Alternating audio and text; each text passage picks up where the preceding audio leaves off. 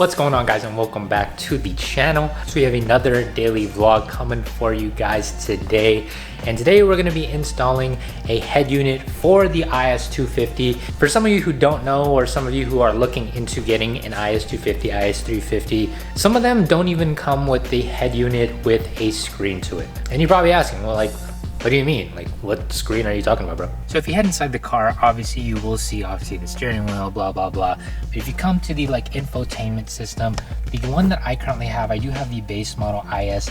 There is no screen here. So anything, control the radio, control the AC controls, anything like that, there is nothing that makes it look like it's up to date with today's car standards, if that makes any sense. So if I need to, use the radio, if I want to use the aux, there is no Bluetooth option. And I do have to use an aux cable in order to connect, the radio to my phone and get music that way. But today we're going to be installing a Android type of head unit screen to kind of keep the car up to date. So the original box that it came in was this one, Car Multimedia System. I got this one off of Amazon. Open it up. This is pretty much how the screen is going to look like. So it looks exactly like the controls that are going into the car. Have your Lexus type button, feels pretty quality.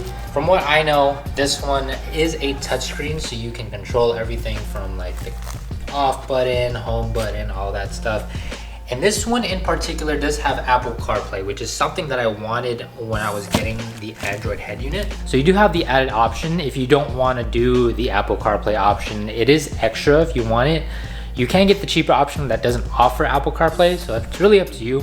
I'll leave the link of where I got it from in the description down below, so you guys can take a look, or if you guys want to get one yourself. All right, so now that we're in the car, the first thing we want to do is you want to get the actual head unit out. So the first thing you're going to want to do is you're going to want to remove these plastic panels. And for me, I removed these before when I wrapped the center console in carbon. So if you haven't taken it out before, get a small credit card or get a plastic panel remover and just work your way from the smaller end to the front.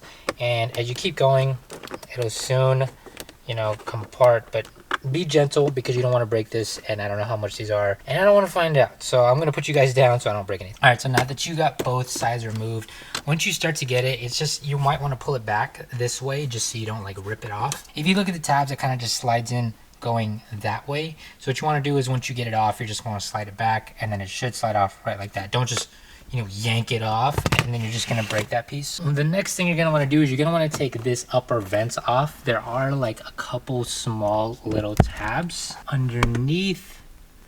Hopefully I can show you guys a better view. You're gonna want to push those down, and it's the same process on there. Once you get those down, you should be able to pull the vent out. Okay, so I was able to get the vent off, but let me go ahead and explain a little more, just because I feel like I wasn't clear when I was explaining it the first time. So once you take off this vent, I didn't unclip it because there is a white clip right there holding it in, but there are these clips up here. I broke this one because I was like, all right, let me just go ahead and do it, and I ended up breaking it by accident. So you're gonna move this clip down, and there's one right here, one right here, one right there, and then there's another right there. You'll see it underneath here. It's gonna point down, so you're gonna push those clips down, and you're gonna do it for all four. And once you have all those four clips pushed down, and then you're gonna want to get a needle nosed pliers, attach it to the vents in the middle there, and just hook it on, and then just gently pull. Once you gently pull, they should slide out. I don't want to say easily, but you're going to have to give it a little bit of force in order to get it out. Just use a good amount. Don't use too much, or else you're going to break everything. So I'm just going to leave that up here. So once you get the vent out, there are going to be two 10mm bolts that you're going to take out, one on each corner. But before we do that, we're going to have to take off the center console. And the reason why we took these out is just because it makes it a little easier to lift this up. It's actually not too bad. You could probably get a plastic panel remover and just go on each side and just remove it from each corner, or each side at least, and then you should be able to pop this up. Make sure you take off your shift knob.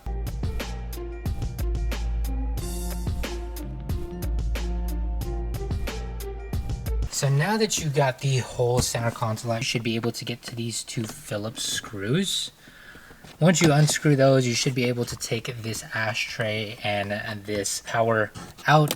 Okay, so now that we got the ashtray and the power out, there are going to be two 10mm bolts, one right there And then if you look on the other side, it's just gonna be in the same exact spot, just on the opposite side. So once you remove the top two and the bottom two, we should be able to remove this whole thing out.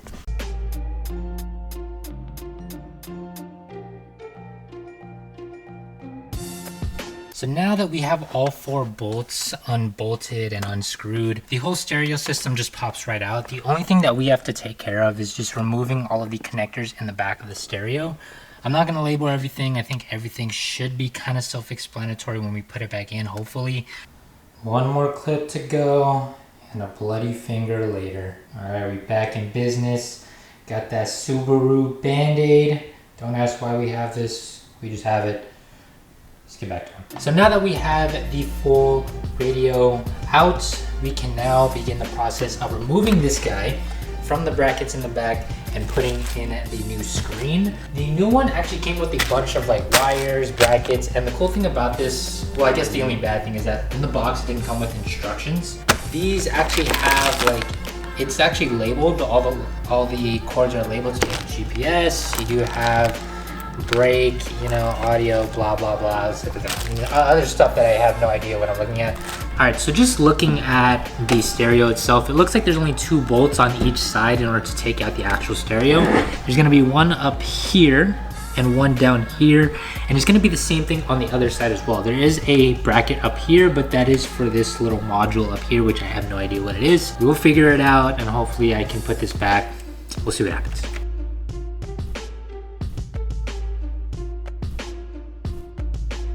The stereo is pretty much just held in by 4 screws, and it is clipped in at the bottom here. So at the bottom here, you'll see a bunch of clips, and they will clip into here. So outside of the 4 bolts, it is held in here. So all you have to do is just give a little force and push it outwards, and then it should come off. What I noticed is I'm gonna need to attach the brackets that came in the box in order to get this to mount here. So now I have to figure out where these brackets are gonna go because it didn't come with any hardware. I honestly have no idea where this is supposed to go and where this is supposed to bolt onto. Okay, so maybe about 15 to 20 minutes later, trying to figure out where the hell this bracket is supposed to go in. I finally got it. Took me longer than I thought, but now looking back on it, I'm like, bro, what the hell are you? So this is how it's going to look like when it's in the car. The fitment is like, it's not 100% to be honest. There's like a little crack here, which like, I'm like, bro, what is that? Overall, not 100%, but I would say it's about like 85, 90%, so not too bad, can't complain. This is what I had trouble on. There's 2 brackets actually that came with the head unit. And you're supposed to slide it into this place right here. It's supposed to be essentially that connector from the screen in order to connect to the bracket in the back here. And you're gonna have to play around with it a little bit, but you're gonna insert this little slip of the bracket into the back of the head unit, and the bolts will line up. You'll have 3 of them actually will line up. So one up here, one back here, and then another one down here. The stock one only came with 2 bolts, so I ended up just using one at the top and one in the middle. If you do have an extra one, you can obviously use it at the bottom here, but I think it's pretty sturdy, so I'm only gonna use 2. And essentially what these wires are, it's going to be plugged into the back of the head unit. From what I was reading, it's actually pretty basic. So what you're gonna do is you're just gonna end up plugging everything in here and plugging it into the new one. And from what I understand is the other opposite end is going to plug into the car. Hopefully that made sense. I'm gonna see if I can explain it while I'm plugging everything in at the same time. Let's go and do that right now.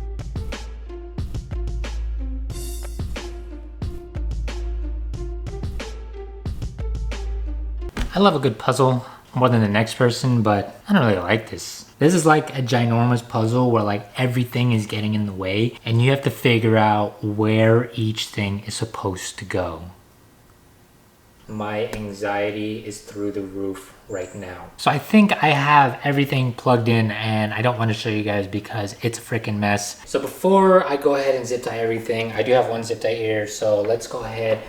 Let me show you the madness that I'm working with right now. So everything is kind of plugged in. I'm gonna try to get everything where it needs to be.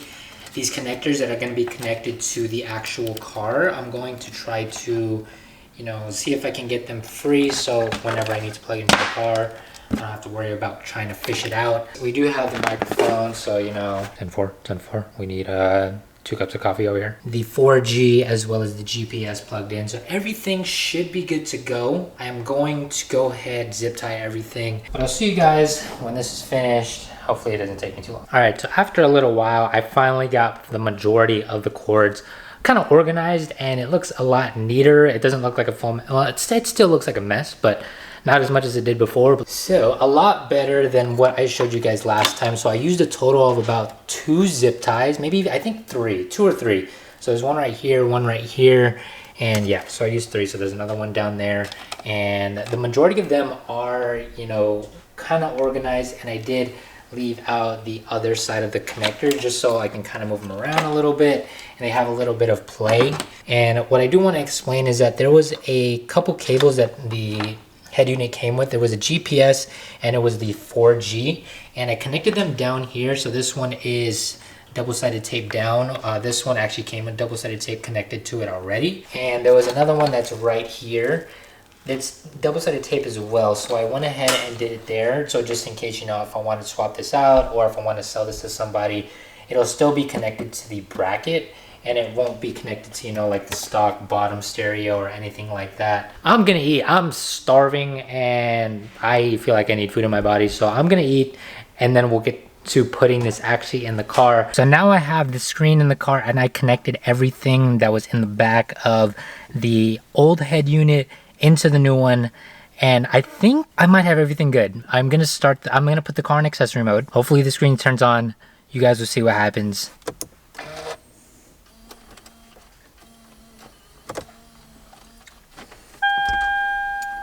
Sheesh.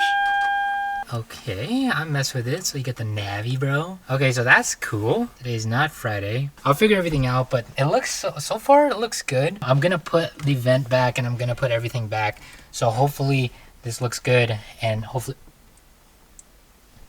show you guys how it looks like. Okay, so one thing I'm figuring out right now, I just connected my phone via Bluetooth to the screen, but no sound is coming out. So I have to figure out what wire am I missing and which wire is supposed to be going where. I'll check in with you guys when I figure this out. A few moments later. So I figured out what the problem was, and there were 2 red and white wires I had to connect that I connected to the wrong one, which I'll show you guys after, but I want to show you guys that it does work, and I'm gonna see if I can play a non-copyrighted song, so we'll see what happens. So another thing is that there is YouTube, which is super sick. You can watch the channel, you know, watch some installs. Okay, so okay, I don't know what this song is, but it doesn't sound that good, so all right, so you control the volume up here. It only goes up to 36, but if I blast it all the way to 36, the bass just gets distorted and the sound quality does not do its job. What I did was I put it halfway at 16 and I raised the volume all the way up on my phone. And what I do is I just control the volume from the normal volume control down here, and it actually sounds pretty good from there. So does it? Let me go ahead. Okay. All right. This diamond popped out, almost swallowed 60,000. Whoa, the hell was that? I don't know why I just took a dump right there, but sheesh. Okay, so far so good. We were able to figure out what was wrong and what I needed to do in order to get sound playing, which I will show you guys. So you look in the back, you see this red and white wire plug that you're supposed to plug it into. Make sure you plug it into aux R. You'll see it on the one that comes connected to the head unit, aux R, and the other aux, the white one that's connected to the red one. You'll make sure you plug it into that one because I plugged it into the other one, and the other one, I think it said audio, and I tried to plug it into that one originally, but that one didn't give any sound. Now let me go ahead, put everything back to where it's normally supposed to be, and I'll show you guys how the fitment looks like. So as you can see, everything looks pretty much updated. Everything looks back to normal. This is good. It's just a little dirty. Shift knob's back, everything's back. I do have 3 USB cable connectors that are coming from the screen, so that's pretty handy. Everything looks like it's pretty good. Only thing that really bugs me is that the fitment on the side here is pretty bad, as well as here, and the fitment up here isn't as good as well. And there were 2 things before I even bought this screen that I was a little worried about. You can see my brother within reflection. But this fitment was one thing that I was worried about, and the other one was sound quality. Sound quality when we tried it was actually pretty good. I guess the only way to figure it out is when we start driving it. And this was another thing that I was worried about. I saw someone say that the 2009 and 2010 fans would, you know, clear up this gap, but I have the 09 and the gap is still there, so I probably have to mess around with the screws a little bit to see if I can push this out, or maybe add a washer inside where the screws are. We're gonna start the car and then we're gonna see if all the AC controls work. So go ahead and hit it. I feel it. Okay, the air is working. I can feel the air. So I clicked on the AC. I can hear the engine running, but I can't tell if the AC is on because there's no lights here. So that's, I guess that's obviously a con. And to turn it off, you just press these buttons, which I don't like. I don't like the design of that because you can't tell if the AC is on or if the AC is off. Yeah, so that's about it for the install. I'll keep an eye on it for the next few days as I am daily vlogging. So I'll let you guys know what I notice and what I don't like and what I like about it within the next few days. But I think the AC was kind of weird. I wasn't expecting that. Even though I don't really use my AC a lot, just being able to know that the indicators do work is kind of something that I wanted to have. But overall, I think it does modernize the whole like aesthetic of the 2IS in here. And I do actually like the screen. I'm not going to take off the screen protector just yet because no, not yet. So install wise, I give it about like an 8. I'll probably get a 7 or 8 out of 10. You know, it wasn't the most easiest install, but it definitely wasn't the hardest. For someone who hates wiring, it just looking at it just gives me a headache. I thought it was actually not too bad. The only hard part was actually like organizing the wires once everything was in. But if you guys found this install helpful, or if you guys enjoyed today's video, definitely give this video a big thumbs up. And if you guys aren't already, subscribe to the channel down below. You know, we're daily vlogging this week, and I do have an exciting video tomorrow. If you guys want to stay tuned for that, definitely stay tuned for tomorrow's video. But until the next one, I'll see you guys in the next video. Peace.